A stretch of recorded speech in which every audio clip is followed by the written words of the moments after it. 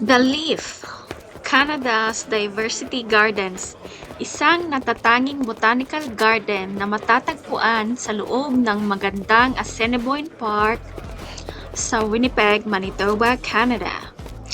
Ang The Leaf ay isang modernong indoor garden na ginawa upang ipakita ang kagandahan at pagkakaiba-iba ng mga halaman mula sa iba't ibang bahagi ng mundo. Dahil ang Manitoba ay kilala sa malamig na taglamig at malawak na prairie landscape or grassy landscape, madamong landscape, ang The Leaf ay nagbibigay ng kakaibang karanasan kung saan maaaring maranasan ng mga bisita ang iba't ibang klima at kapaligiran kahit anong panahon sa labas.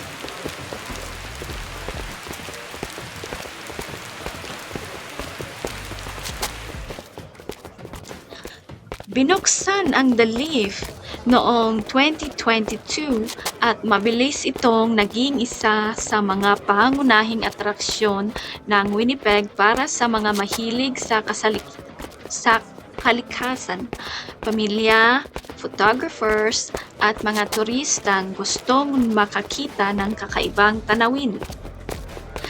Pagpasok mo sa The Leaf, makikita mo ang isang malaking glass structure na dinisenyo upang panatilihin ang tamang temperatura at kondisyon para mabuhay ang iba't ibang uri ng halaman mula sa buong mundo.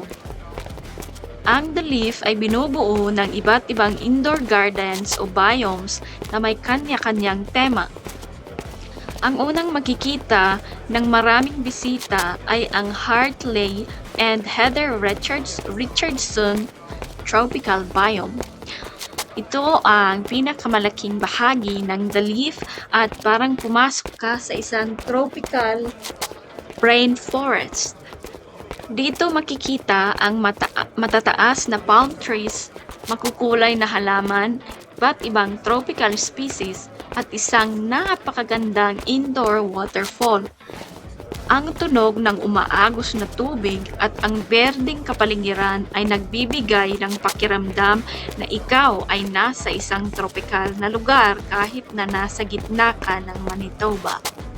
Isa rin sa pinakapaboritong bahagi ng The Leaf ay ang Shirley Richardson Butterfly Garden. Sa lugar na ito, maaaring makita ng mga bisita ang iba't ibang uri ng tropical butterflies na malayang lumilipad sa paligid ng mga halaman. Ito ay isang magandang lugar para sa photography dahil maaaring makuhanan ng malapitan ang mga paru-paro habang dumadapo sa mga bulaklak. Mayroon din area na tinatawag na Mediterranean Biome kung saan ipinapakita ang mga halamang nabubuhay sa mas mainit at tuyong klima tulad ng mga lugar sa Mediterranean region. Dito makikita ang mga halaman tulad ng olive trees, succulents, at iba pang species na iba ang itsura kumpara sa tropical environment. Ang isa pang bahagi ng The Leaf ay ang Bob's Esper Display House, isang lugar kung saan ipinapakita ang iba't ibang seasonal plant displays at espesyal na garden presentations na nagbabago depende sa panahon. Bukod sa mga indoor gardens, mayroon ding mga outdoor gardens sa paligid ng The Leaf na maaaring puntahan ng mga bisita.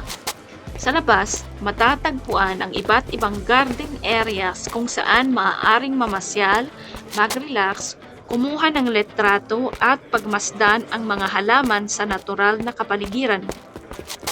Ang The Leaf ay hindi lamang isang lugar para makita ang magagandang halaman. Ito rin ay isang lugar para matuto tungkol sa kalikasan, biodiversity, conservation at kahalagahan ng pagprotekta sa ating kapaligiran.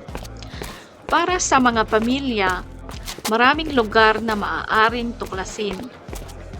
Para naman sa mga photographers at content creators, napakaraming magandang tanawin na maaaring makunan mula sa tropical plants, waterfall, butterflies, flowers at kakaibang architecture ng gusali.